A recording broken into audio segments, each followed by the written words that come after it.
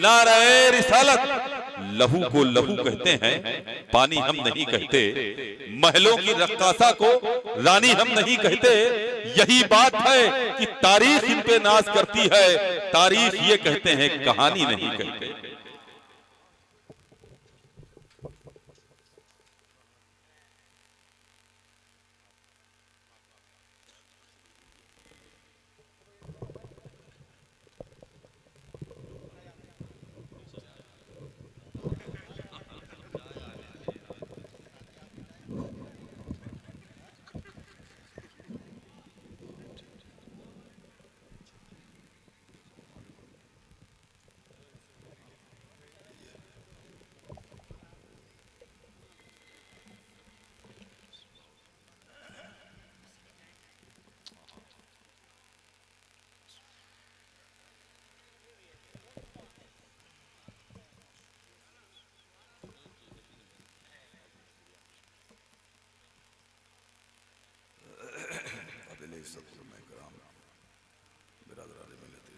अस्सलामु अलैकुम व रहमतुल्लाहि व बरकातुहू। आवाज़ बहुत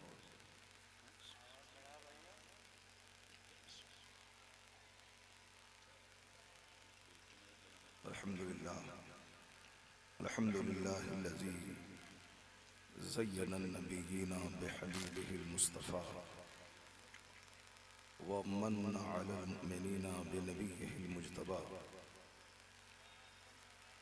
वस्सलातु वस्सलामु अला सय्यिदिना मुहम्मदिन खैरिल वरा व अला आलिहि व अस्हाबिहि नुजबा इला यौमिल जज़ा।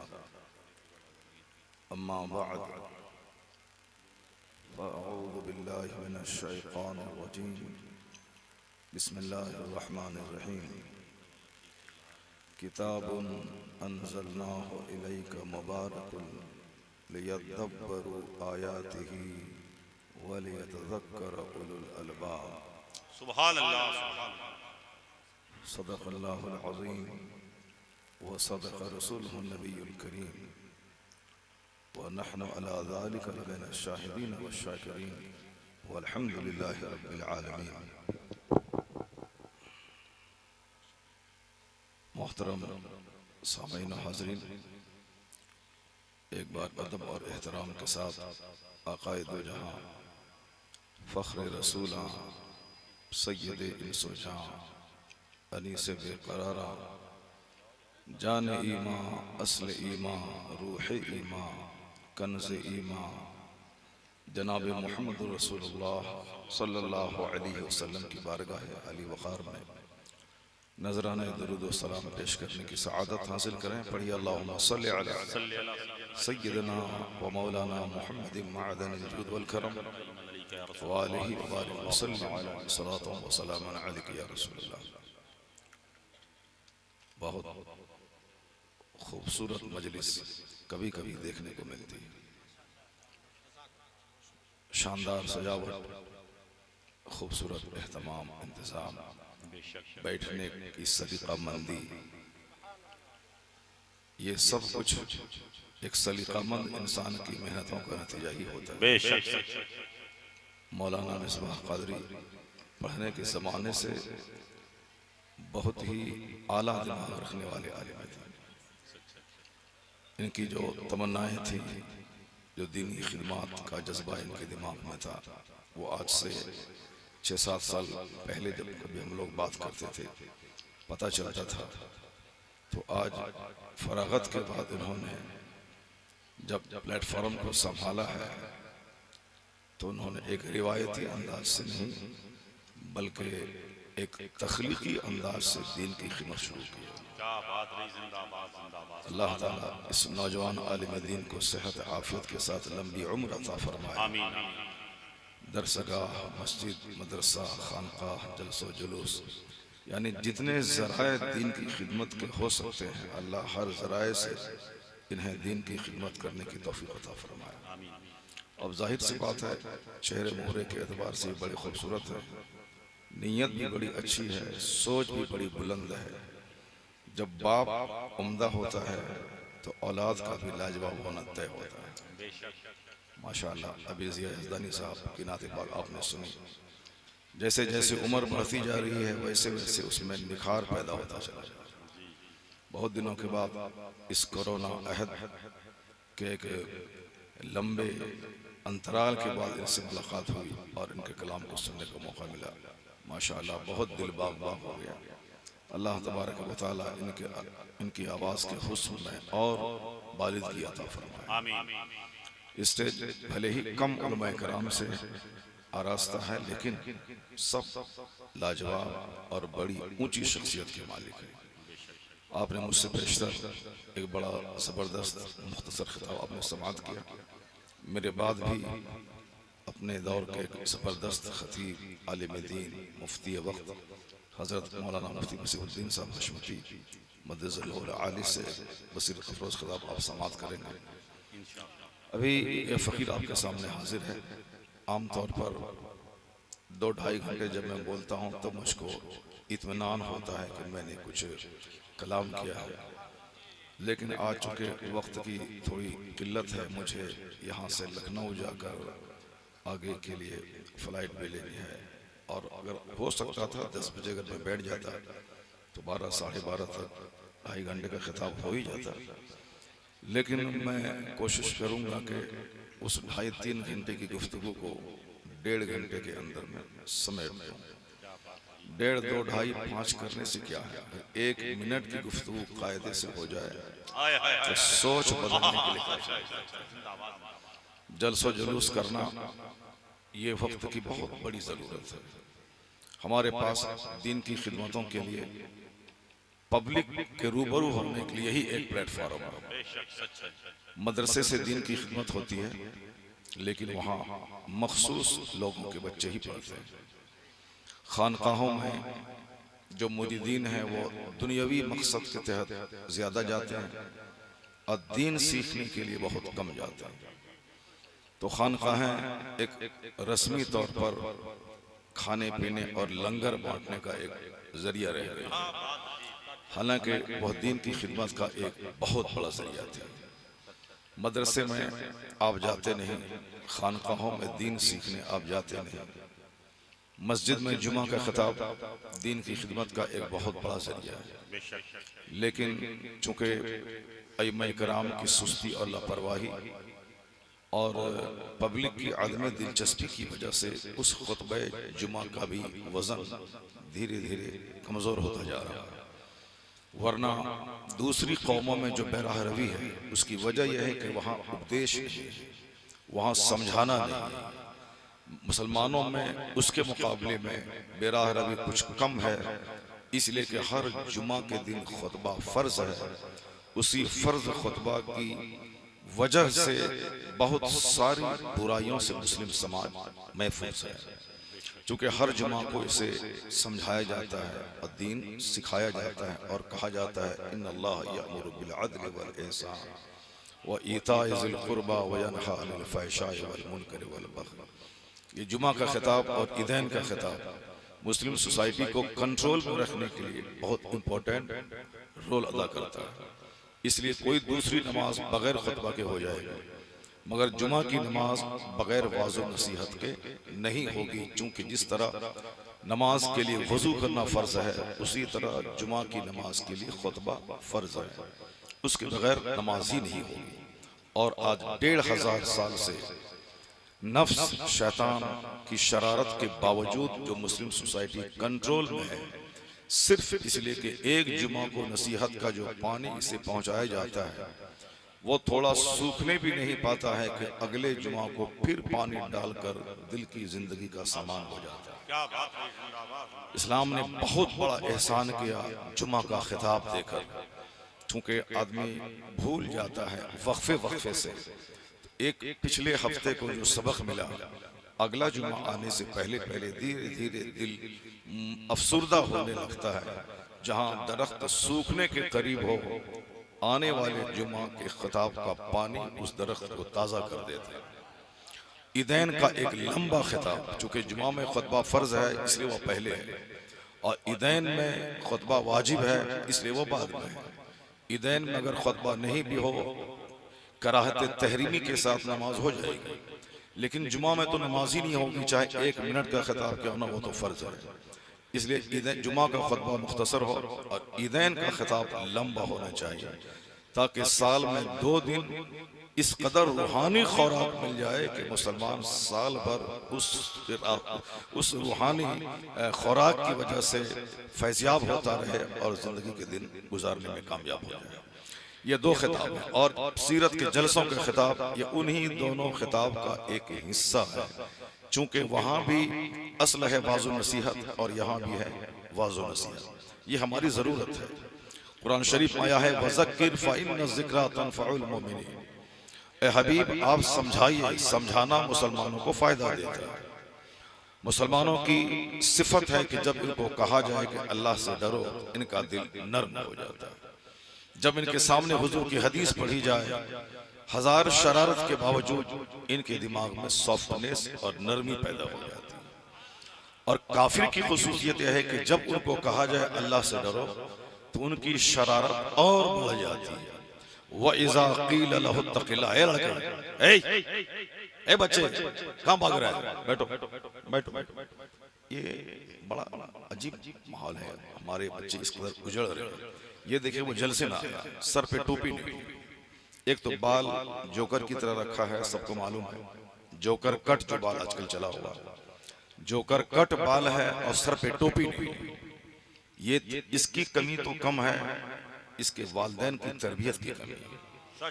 चूंकि फल अपने दरख्त से पहचाना जाता है, जब दरख्त लाजवाब हो तो फल भी उम्दा होता है।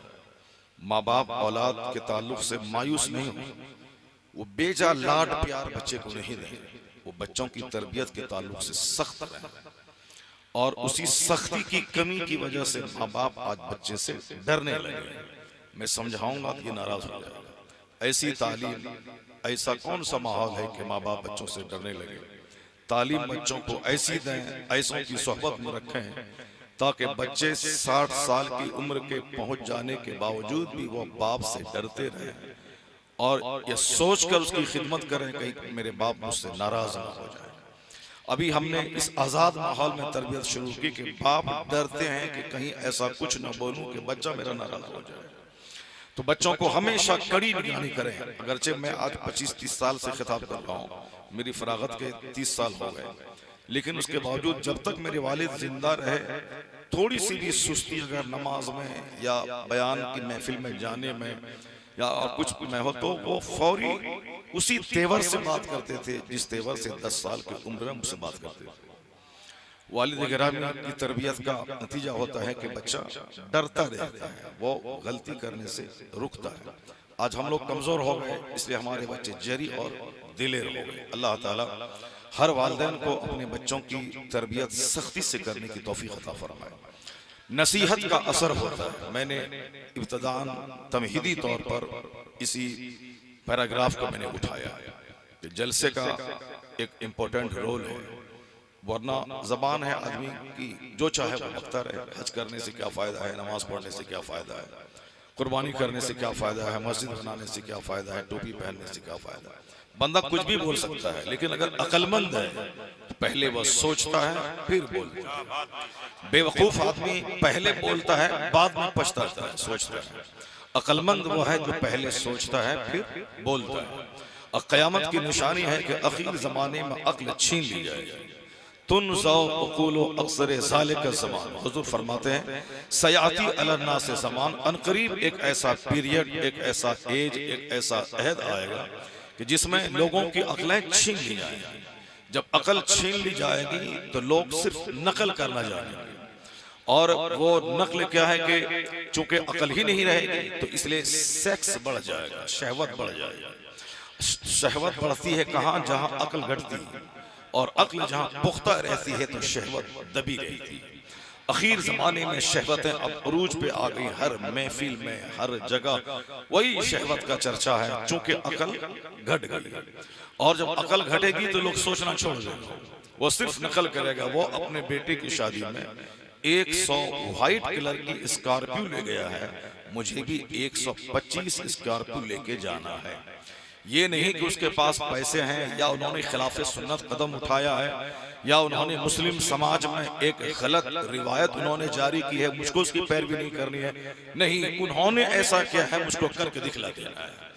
अकल रहेगी तब बंदा सोचता है कि ऐसा करना मेरे लिए कैसा है, और जब अकल ही छीन ली जाएगी तो सिर्फ नकल बाकी रह जाएगी।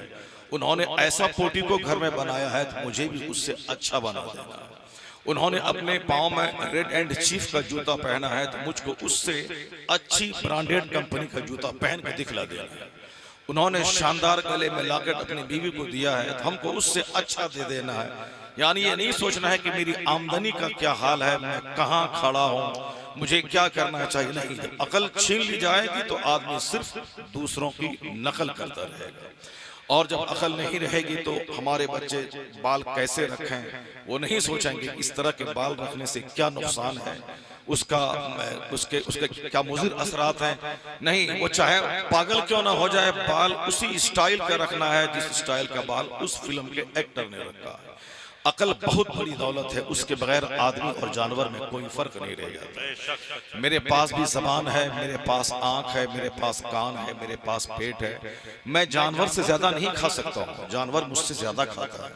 मैं जानवर से ज्यादा सो नहीं सकता हूँ, मुझसे ज्यादा जानवर सोता है। ख्वाब खरगोश बहुत मशहूर है, और आला हजरत ने एक जगह लिखा है कि एक छोटा सा परिंदा है जिसमें मर्द के मुकाबले में कुव्वत मुबाशरत ज्यादा होती है। यानी जानवर रोटी भी ज्यादा खाता है, और जानवर पानी भी ज्यादा पीता है, और जानवर ख्वाहिशात भी ज्यादा अपने अंदर रखता है। तो आखिर खाने पीने सोने बाल बच्चा पैदा करने का नाम ही अगर जिंदगी है तो मुझसे सुपीरियर है वो जानवर। चूंकि मैं तो 25 साल में 3 बच्चे पैदा करता हूँ, और जानवर तो 1 साल में 1 दर्जन बच्चे पैदा करते हैं। तो बच्चों को पैदा करना कमाल नहीं है, बच्चों को पैदा करना कमाल नहीं है, और खाना पीना सो जाना कमाल नहीं है, बल्कि हमें अल्लाह ने अक्ल सलीम दी है जो जानवरों के पास नहीं है। जब बंदा अक्ल से काम लेता है तो ये फरिश्तों के लिए काबिल रश्क हो जाता है। और जब ये अक्ल छोड़ के सिर्फ खाने पीने में लग जाए, इसमें और जानवर में कोई फर्क नहीं रह जाता। तो आदमी कैसे रहेगा उसके लिए समझाना जरूरी है, वाज़ो नसीहत जरूरी है, उसको समझाना जरूरी है। चूंकि आदमी की अक्ल बनी ही इस तरह है कि इसमें कोई चीज ज्यादा देर तक टिक नहीं पाती, ना ख्याल टिक पाता है, ना बुरे वसवसे टिक पाते हैं। एक झोंका आया चला गया, अच्छी बात दिमाग में आई चली गई, फिर दूसरी बात आई चली गई। तो अब अच्छी बातों को जिंदगी की आखिरी सांस तक कायम रखने के लिए अच्छी सोहबतों में रहना जरूरी है, और गाहे बगाहे गैपिंग के साथ वाज़ो नसीहत जरूरी है, ताकि जहां गंदा ख्याल आए वाज़ो नसीहत का पानी फौरन उस गंदे ख्याल को दूर करके अच्छे ख्याल उसके दिमाग में ले आए। हम लोग तो कमजोर हैं, हमारी कोई हैसियत नहीं है। सहाबा कराम जो अंबिया और मुरसलीन के बाद सबसे नफीस तरीन तबका है, खैरुल कुरून, सारे जमानों में सबसे बेहतर जमाना मुस्तफ़ा का जमाना है। उसके बाद जो लोग हैं उनका, फिर उनका, यहाँ तक कि क़यामत जब करीब आएगी तो हदीस में आया है कि रद्दी किस्म के लोग दुनिया में रह जाएंगे। जैसे टोकरी में अच्छी अच्छी खजूरें, जब भी आम का मौसम है अच्छा आम लोग चुन चुन के ले लेते हैं, और आखिर पेंदे में रद्दी किस्म का फल रह जाता है। उसी तरह अच्छे लोग दुनिया से चले जाएंगे और रद्दी किस्म के लोग दुनिया में रह जाएंगे, उन्हीं पर क़यामत आएगी। रद्दी किस्म के लोग सिर्फ खाने का गुलाम, कपड़े का गुलाम, और मकान का गुलाम, और बीवी का गुलाम, यानी शहवत का गुलाम। शहवत में खाना पीना सोना आराम करना ऐश करना सब दाखिल है। आखिर में शहवत में इतना इजाफा होगा कि सिर्फ खाने का मुकाबला, कपड़े का मुकाबला, गाड़ी का मुकाबला, मकान का मुकाबला, घड़ी का मुकाबला, चप्पल का मुकाबला। हुजूर ने कहा था तईसा अब्दुल दीनार अब्दुल दिरहम अब्दुल खमीसा। सरकार ने कहा था बर्बाद हो गया कपड़े का गुलाम, खाने का गुलाम, रेशमी रुमाल का गुलाम, यानी जिसकी नजर सिर्फ कपड़े पर है, हुजूर ने कहा वो तबाह हो बर्बाद हो गया। जिसकी नजर खाने पर है वो तबाह हो बर्बाद हो गया। जिसकी नजर सिर्फ सवारी पर है वो तबाह हो बर्बाद हो गया। तो आज लोग कहते हैं कि मैंने 10 करोड़ की कार खरीद ली और मैंने डेवलपमेंट, मैंने तरक्की कर ली है। हुजूर की ज़बानी क्या कहेंगे उसको? जिसकी नजर सिर्फ सामान के मुकाबले पे हो वो तबाह हो बर्बाद हो गया। जिसकी नजर ईमान की पुख्तगी पे हो, जिसकी नजर आमाल की दुरुस्तगी पे हो, जिसकी नजर अखलाक की बुलंदी पर हो, जिसकी नजर उन्होंने तहज्जुद पढ़ी है तो मैं चाश्त और इशराक भी पढ़ूंगा, उन्होंने 10,000 रुपए खैरात किए हैं तो मैं 20,000 रुपए करूंगा, यानी जिसकी नजर आमाल सालिहा के मुकाबले पे हो तो समझ जाए कि अल्लाह ने एहसान किया है कि उसकी सोच जिंदा है, उसकी अक्ल जिंदा है, उसे अल्लाह ने अक्ल सलीम की नेमत से मालामाल किया है। तबाह बर्बाद है वो जो सिर्फ खाने के लिए जिंदा है, अक्लमंद है वो जो खाता सिर्फ इसीलिए है ताकि मैं खा के जिंदा रहूं, बाकी इबादत में अल्लाह की करता रहूं। अक्लमंद की नजर खाने पीने पे नहीं होती, मोटा छोटा पहनता है, वह रूखा सूखा खाता है, जैसे जिस तरह का मकान मिले रह जाता है, क्योंकि अक्लमंद की नजर जन्नत पे रहती है, अक्लमंद की नजर आखिरत के इनामात पे होती है। बेवकूफों की नजर सिर्फ दुनिया पे होती है, दुनिया की उम्र है 1 सेकंड और आखिरत की उम्र है दुनिया का खरबों साल, आखिरत का एक दिन होता है। वकान मिक़दारुहु 50 अल्फ सना, आया है कुरान में कि वह दिन, उस दिन से डरो जिस दिन जहां का एक दिन दुनियावी गिनती के हिसाब से 50,000 साल का एक दिन होगा। असल इज्जत वहां की, असल आराम वहां का, दुनिया का आराम आर्जी और वक्ती टेम्पररी प्रोविजनल होता है। अक्लमंदों की नजर हर वक्त आखिरत के आराम पे रहते हैं, अब बेवकूफों की नजर सिर्फ दुनियावी ऐश और दुनियावी खान पान पे होती है। इंसान वो है जो अक्ल सलीम से काम लेता है, और अक्ल जहां रहती है वहां सोचने समझने की बात होती है। तो अक्लमंद गौर व फिक्र करता है, सोचता है, बुजुर्गों की सोहबत में रहता है। ये जलसा वासु नसीहत का एक बहुत बड़ा माध्यम है। सहाबा कराम के बारे में आया है, उनके दिमाग में भी कभी कभी वसवसा आता था, जैसे वसवसा पैदा होता फौरी हुजूर के पास आ जाते, सरकार का चेहरा देखता था, उनका ख्याल पाकीज़ा हो जाता था। हुजूर की सोहबत में बैठते थे, उनके दिल और दिमाग में जो भी बुरे ख्यालात आते थे सबका असर खत्म हो जाता था। एक बार एक सहाबी रसूल दौड़ते हुए आए, कहा कि मैं जाता हूं सरकार के पास, चूंकि जब हुजूर के पास बैठता हूं मेरे रोंगटे खड़े हो जाते हैं, मैं आखिरत रुखी इंसान बन जाता हूं, मुझको लगता है कि बाल बच्चे घर मकान कुछ नहीं है, लेकिन जैसे ही मैं हुजूर की महफिल से उठ के अपने कारोबार में लग जाता हूं वो कैफियत नहीं रह पाती है। कहीं मैं मुनाफिक तो नहीं हो गया कि हुजूर के पास रहता हूं तो दीनदारी रहती है और घर में आ जाता हूं तो वो कैफियत बदल जाती है, कहीं मैं मुनाफिक तो नहीं हो गया। वो दौड़े दौड़े सरकार के पास आने लगे, जो कि मुनाफिकत बहुत परले दर्जे की बदअमली है। मुनाफिकत इन्नल मुनाफिकीन फी दरकिल अस्फल मिनन नार, मुनाफिक जहन्नम के सबसे निचले हिस्से में होगा। मुनाफिक वो जो जुल वजहैन हो, दो रुखा हो, हमारे सामने एक चेहरा लेके आए, आपके सामने दूसरा चेहरा लेके जाए। मुनाफिक वो है जो ज़बान पे कुछ रखे और दिल में कुछ रखे। मुनाफिक वही हकीकी मुनाफिक वो है जो ईमान के ताल्लुक से दूर रखता हो, और उसकी नकली मुनाफिक वो है जो आमाल के एतबार से दो रुखापन इख्तियार करता हो। और आजकल ऐसे मुनाफिकीन की तादाद बढ़ रही है कि ज़बान पे कुछ है और दिल में कुछ है और चेहरा अलग अलग होता है। मेरे सामने का चेहरा कुछ और दूसरों के सामने का चेहरा कुछ होता है। वो सहाबी कहने लगे कहीं मैं मुनाफिक तो नहीं हो गया कि हुजूर के सामने रहता हूं तो दिल नर्म रहता है, डोंग पे खड़े रहते हैं, मैं ऐसा लगता है कि मैं जन्नत को देख रहा हूं, और जैसे ही लौट के वहां से घर आता हूं, बाल बच्चों में रहता हूं, खेती बाड़ी में लग जाता हूं, वो कैफियत नहीं रह पाती है नरमी वाली। कारोबार में लगने की वजह से कारोबार की तरफ कंसंट्रेट हो जाता है मेरा दिमाग, कहीं मैं मुनाफिक तो नहीं हो गया। वो दौड़े दौड़े सरकार के पास आने लगे। रास्ते में सिद्दीक़ अकबर रज़ी अल्लाह ताला अन्हु से मुलाकात हो गई। कहा कहाँ जा रहे हो? कहा सरकार के पास जा रहा हूं। कहा क्यों?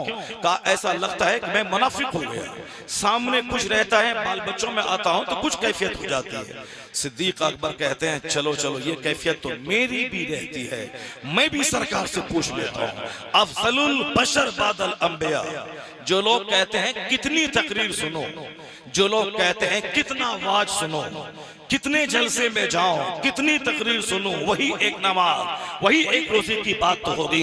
वो नादान है, नहीं जानता है कि मुझे तकरीर की कितनी जरूरत है, मुझे वाज की कितनी जरूरत है, हमारी क्या हैसियत है। सिद्दीक़ अकबर जो बाद पैगंबरों के बाद सबसे अफजल तरीन इंसान है, अफजलुल बशर बादल अंबिया, यानी सिद्दीक़ का एक सजदा और बातें सिद्दीक क़यामत तक के सारे मुसलमानों का सजदा अगर तौला जाए तो सिद्दीक अकबर के सजदे का वज़न सबसे सुभान अल्लाह। यानी वो वज़नी इंसान। उन्होंने कहा चलो ये कैफियत तो मेरी भी होती है, चलो सरकार से पूछते हैं कहीं मैं मुनाफिक तो नहीं हो गया। वह दोनों मिलके हुजूर के पास आए।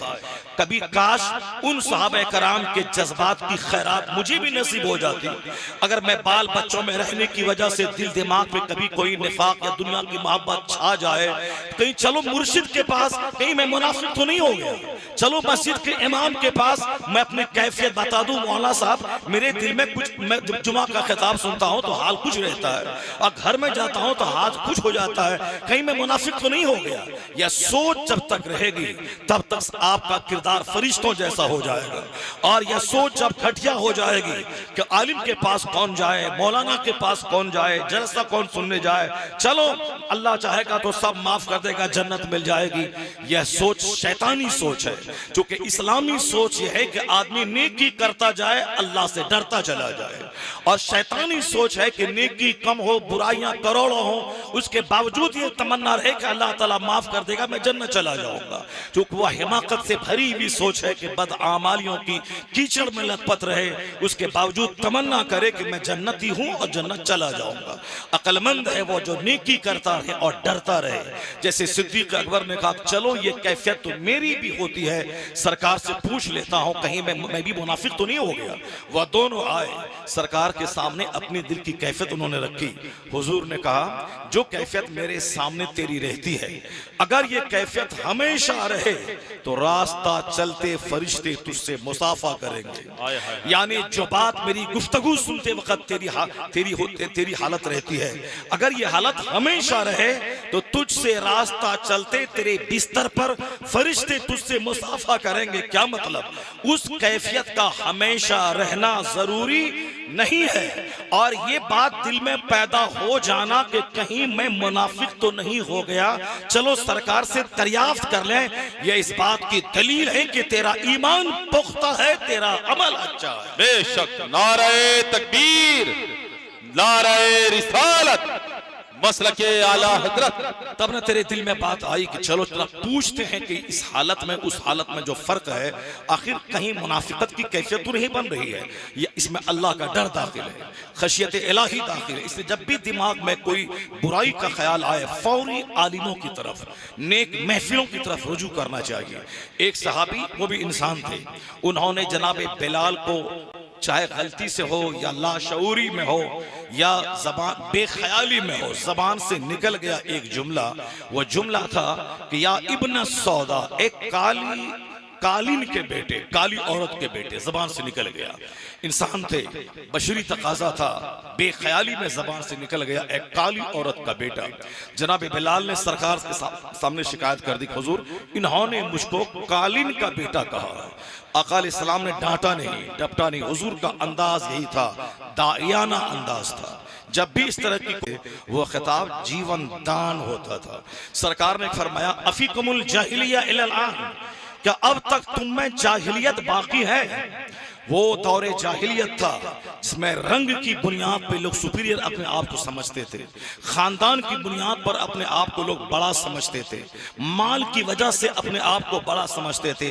इस्लाम ने कहा कि अब न माल, न रंग, न खानदान, न मुल्क देखा जाएगा, जिसका ईमान पुख्ता होगा, अमल अच्छा होगा, वही इज्जत के काबिल समझा जाएगा। अब इज्जत का मेयार हुजूर ने बदल दिया, जहां तकवा होगा, जहां अच्छा अमल होगा, वही इज्जत पाएगा। कुरान ने कहा इन्ना अक्रमकुम इंदल्लाहि अतकाकुम, तुम में सबसे ज्यादा इज्जत वाला वो होगा, the most respectable near Allah is one who is god fearing person. Allah के नजदीक सबसे ज्यादा इज्जत वाला वो है जो जितना ज्यादा अल्लाह से डरने वाला हो। वह दौरे जाहिलियत था जहां मालदार गरीबों से अपने आप को अच्छा समझते थे, जहां अरबी अजमियों से अपने आप को अच्छा समझते थे। हुजूर ने कहा अला अस्वद वलाल अस्वद अला अबयद इल्ला बित्तक़वा।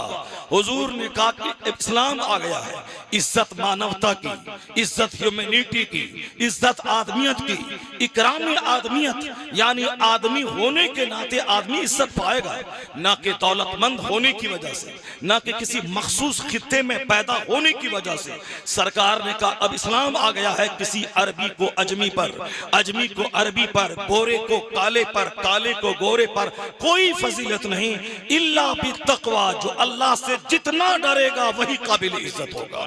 हुजूर ने इज्जत का पैमाना मेयार तकवा को बनाया। अब चाहे कोई भी काला कलोटा देहाती अगर उसके अंदर तकवा है तो काबिल एहतराम है। हुजूर की इस हदीस ने दुनिया के गंदे कल्चर को इतना दूर किया कि आज भी एक मजदूर का बच्चा जब बरेली शरीफ से पढ़ के आके आलिम बन के आता है और जुमा के दिन जब मेंबर पे चढ़ के खिताब करता है, हाथ में सर पे अमामा बांधकर, और उसी गांव का 1000 बीघा जमीन का जोतने वाला जमींदार अपने बेटे को कैम्ब्रिज और ऑक्सफोर्ड से पढ़ा के मंगवाता है, वह बैरिस्टर बन के आया है, नीचे बैठता है, उनकी गाय चराने वाले का बेटा आलिम बन के आता है, वह मेंबर पे चढ़ के खिताब करता है।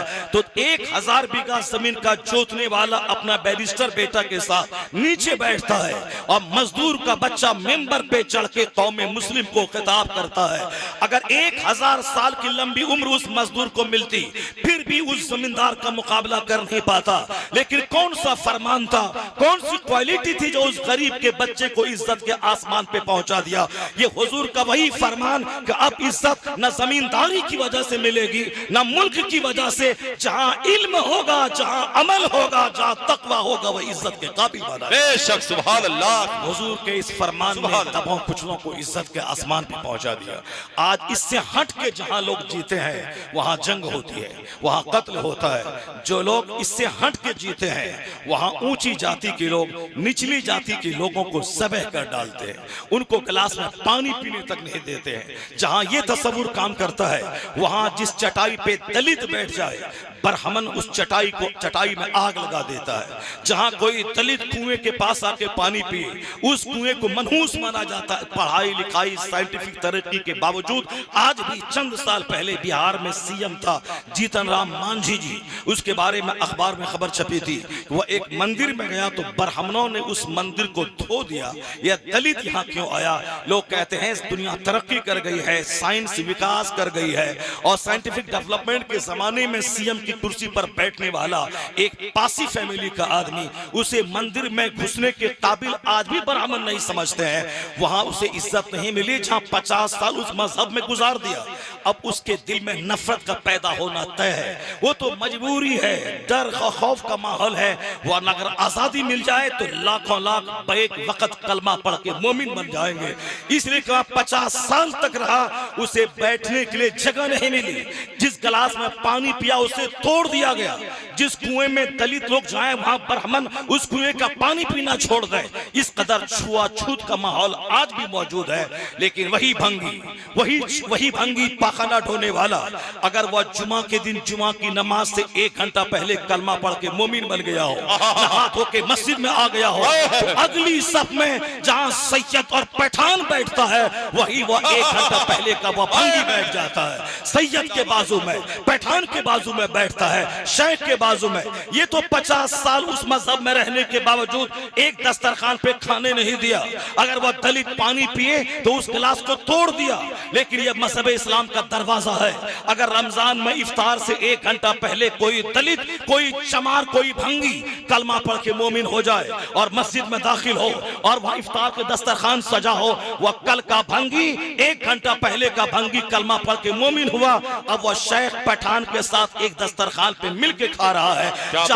50 साल में इज्जत नहीं मिली, यहाँ 50 मिनट में इज्जत के आसमान पे पहुंचा दिया। इस कैफियत को देखकर जब दिल जिंदा होता है तो लाखों की तादाद में काफिर कलमा पढ़ के मोमिन बन जाता है। नारे तकबीर, नारे रिसालत, मसलके आला हजरत, मजहबे इस्लाम, अजमते इस्लाम, हजरत अल्लामा मुफ्ती शहरे आरज़ा खान साहब किबला। नफरत नर्वस होने की कोई जरूरत नहीं है। मजहब इस्लाम अपने दामन में क्वालिटी का वो तूफान रखता है कि जब भी जमीर जिंदा होगा सिवाय मजहब इस्लाम कबूल करने के कोई रास्ता ना होगा।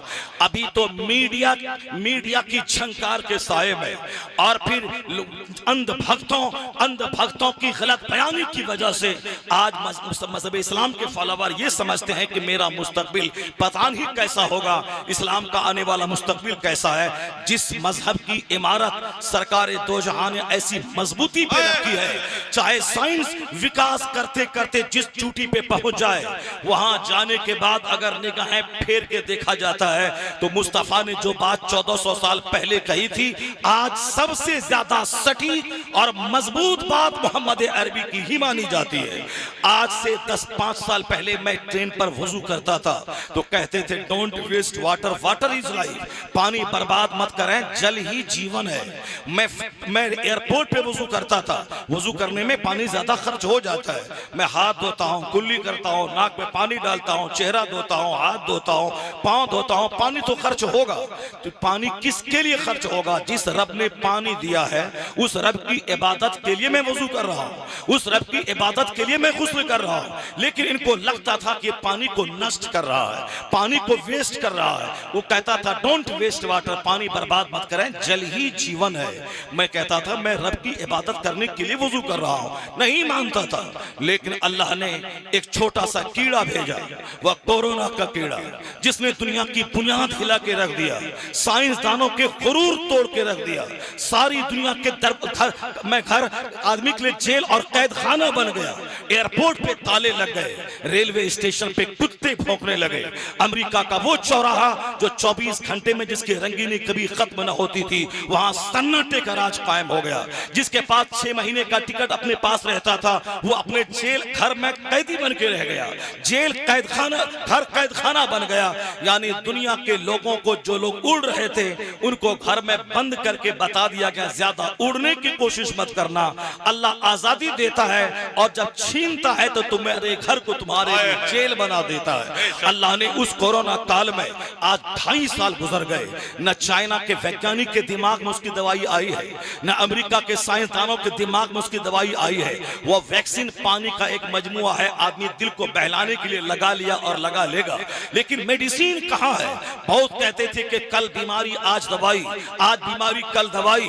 चाइना की साइंसदानी, वहां की टेक्नोलॉजी, अमेरिका की साइंसदानी, नासा के वैज्ञानिक का कमाल कहाँ गया? 2.5 साल गुजर गए, दवाई मेडिसिन कोरोना की नहीं आई। अब वही राग आलापा जाता है कि इससे बचने के लिए एहतियाती तदबीर कीजिए, यानी अपने हाथ को लगातार दिन में 10-20 बार धोते रहिए, मुंह को साफ करते रहिए, नाक को और मुंह को ढक के रखिए, सोशल डिस्टेंसिंग बना के रखिए। कोरोना से बचने के 3 उपाय हैं, यानी हाथ को धोते रहिए, नाक मुंह को ढांप के रखिए और फिर सोशल डिस्टेंसिंग बना के रखिए। हाथ धोने की वकालत आज अमेरिका का वैज्ञानिक करता है। सेहतमंद रहना है, कोरोना के कीड़े से बचना है तो हाथ धोते रहिए। चाइना जापान का वैज्ञानिक भी वही कहता है, कोरोना से बचना है, कोरोना खत्म नहीं हुआ है, कहीं छुपा हुआ है, अभी कम हो गया है हमला लेकिन है, इसलिए हमेशा हाथ को धोते रहिए, नाक मुंह ढांप के रखिए। हिंदुस्तान के वैज्ञानिक भी उनकी नकल में यही कहते हैं, लगातार हाथ को सैनिटाइज करते रहिए, धोते रहिए। कल मैं हाथ धोता था एयरपोर्ट पे तो कहता था जल बर्बाद मत कीजिए, और आज सारे वैज्ञानिक कहते हैं हाथ धोते रहिए, बीमारी से बचना है तो हाथ धोइए। कुर्बान मुस्तफा की अजमत पे, जहां कोरोना से बचने के लिए दुनिया के सारे वैज्ञानिक हाथ धोने को पहला कदम मानते हैं ताकि सारे कीड़े जो लगे वो धुल जाएं। तो जहां वैज्ञानिकों की नजर आज गई है वहां नजर मुस्तफा की 1500 साल पहले गई है कि वजू कर कयामत के दिन जन्नत मिलेगी और दुनिया में वजू के जरिए सेहत और तंदुरुस्ती मिलेगी। बेशक नारे